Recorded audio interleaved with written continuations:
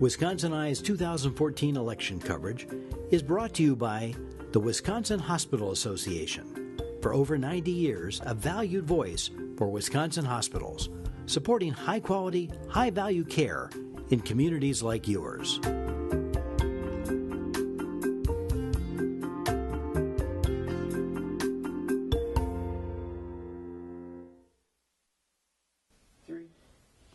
Wisconsin Eye coverage of the 2014 elections continues. We're interviewing Tracie Happel of Onalaska. She's a Republican candidate in Assembly District 94. Tracie, welcome to Wisconsin Eye. Hi, thank you for having me. I also wanted to say thanks to the Wisconsin Hospital Association for funding this. This is a great opportunity. That's my job. I've got to say this. Wisconsin Eye appreciates the support of the Wisconsin Hospital Association, which represents more than 139 hospitals and health systems, for making these candidate interviews possible. Thank you. We both helped plug the Hospital Association there. First-time candidate? Yes. Well, then give us the short version of your bio and why you're running. Any issues or circumstances? Well, I'm a teacher. I teach here in La Crosse, actually, and I live in Onalaska. I'm married, have 3 kids. I've been a teacher for 23 years, for a very, very long time. Well, teachers have a stake in the Act 10 debate. Can you tell us? Well, you've heard the Democrats say that Act 10 has hurt our public school system. Has it? I don't believe it has. I haven't seen that. Okay. Do you support the Act 10 changes? Yes, I do. Republican who supports the Act 10 changes? Republican teacher who supports the Act 10, yeah. And I'm so interested, elaborate a little bit. Why did, or would you have supported them, please? Well, number one, I enjoy having a choice to join the union or not. I don't think it should be a mandate. I understand that there was a need for the union quite a while ago when teachers' unions first came into being. You know, there was a time and a place. But now a lot of schools, a lot of districts in our state have a great working relationship with the teachers and administration. We can have a choice now. We don't have to have it. We also, as grown adults who are rational thinkers, we can choose where to spend our money. Most of the majority of our union dues goes towards political funds and PACs, and I don't want to spend my money on that. I would rather have a choice. And as well, now I can negotiate salary if I choose to work in a district that allows me to do that. It saves the district money. We get much more choice with how we're spending our money. It's been really good. Well, one of the issues that's going to be up, a big part of the next budget is going to be funding for schools. Right. If you're a member of the Assembly, what are going to be your priorities when funding for schools is debated? Sure. Well, being a teacher for 23 years and most of that time in public schools, my passion, my focus is keeping quality schools in western Wisconsin in the 94th. I've actually taught in China and New Zealand. I've taught in other countries, and I know the district or how education works there. And we have seriously some of the best schools in the world right here in our own God's country. We need to keep that, and that's what's going to be my focus. Whatever funding we need to do to keep our schools quality is what I am going to back and work with everybody on. A big part of that debate is going to be the future of vouchers or the choice program. What's your position on vouchers and choice? Parents are children's first teachers. Parents should have a choice on where they're sending their students, their children to school. I fully support vouchers. I support open enrollment, choice. Everyone should have an opportunity to attend the school that they want to go to that's best for them. Assembly Speaker Voss would like to remove the 1,000 cap on the voucher slots out state. Would you vote to remove that? I would. You would? Yes. 2 or 3 weeks ago, maybe a month, Governor Walker called for Wisconsin to withdraw from the Common Core standards. Your position on that? Absolutely. We can do better in Wisconsin than the Common Core state standards. We had some fantastic Wisconsin model academic standards prior to the Common Core. We were doing marvelously with that. We can do better than Common Core. Our children aren't common. They're very unique. Transportation funding is going to be a big issue in the next session. There's a projected deficits of $600 million, $700 million over the next 2-year spending cycle. Your thoughts on how a deficit should be made up?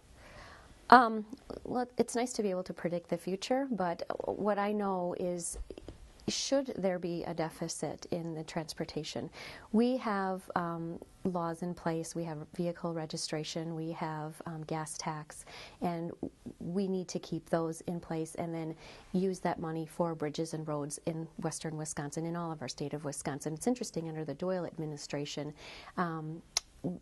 there was a deficit that came in that the Democrats took over $1 billion, I think it was, from the transportation fund, and they farmed it out to other programs. That put us into a deficit. We're still paying on that.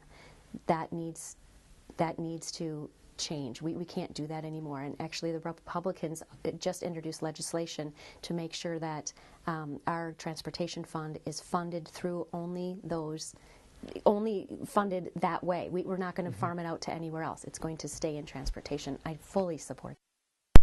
Gas tax has increased since 2006, and the $75 per vehicle to register has it been increased since 2008. Would you consider raising those two fees? I'm not sure how I feel about that, really, to be honest. I think if we're using our money wisely, we won't need to raise those.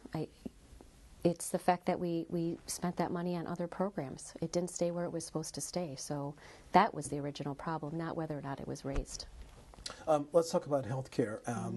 As you know, Governor Walker and the leaders of the Assembly and Senate told the federal government, thanks for the offer, but we're not going to expand our MA program with federal dollars. Was that a wise decision, Tracie? For Wisconsin, absolutely. When you get involved with a federal program, that money only comes in for a certain amount of time, and then the federal dollars stop, and the tax burden goes out onto the taxpayers in that area. We don't need more taxes.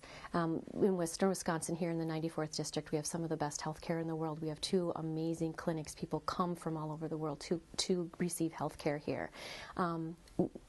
To change that would be terrible. We've got good health care. 93% of our citizens are covered in our state. There's nothing wrong with what's going on.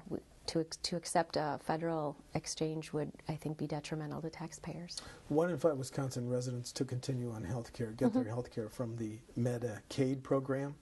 The American Hospital Association says our Medicaid reimbursement rates are the 2nd lowest in the nation. Do you think those rates should be increased, ma'am? That's also a tough one. Again, we're talking about federal dollars, and we've got some good health care here in Wisconsin. I think we just need to keep focusing on what's going on in Wisconsin, and the federal dollars, the reimbursement rates. Using our money wisely would be the best way to handle that. Recently, there have been reports that the next session could face a budget deficit. The size isn't important, but if you're elected and if there's a looming budget deficit, what are your thoughts on how that should be fixed? This is separate from the transportation deficit. Right, the general fund. When Governor Walker came into office, again, under the Doyle administration, he came in with a $3.6 billion deficit. That's huge. He fixed that. He fixed that in the short time that he's been here. We have a $300 million rainy day fund. He did that all without raising taxes. I think we just need to keep going with what we've been doing. Should a deficit arise, we've got that money in a savings account for our state. We've got something to fall back on. But if we keep making these wise choices that we've been making without raising taxes, again, predicting the future is pretty difficult, but I don't see how there could be a deficit. The bill to legalize medical marijuana is going to be reintroduced, and now the states of Washington and Colorado, as you know, have legalized the recreational use. Your positions on those issues? For medical marijuana? For both. Well, I don't support the use of any illegal drug recreationally at all. That's just not okay. As far as the health concerns with medical marijuana, I think we need to keep our eye on Washington and Colorado and see what they're doing, look at their strengths and weaknesses, and then as a state decide what we want to do based on their history. Has frac sand mining emerged as an issue in the 94th, Tracie? No, it hasn't. It hasn't. Okay. There's a continual debate in the Capitol. Should first offense drunken driving be a crime? Your position? The first offense drunk drivers have pretty severe consequences going on. My concern more is the people who are in their 9th, 10th, 11th plus. That's a huge concern. The first offense, boy, you know, you've got some serious ramifications, personal, financial, jail time, you know, just the embarrassment of it all. I think it's the repeat offenders that we really need to focus on.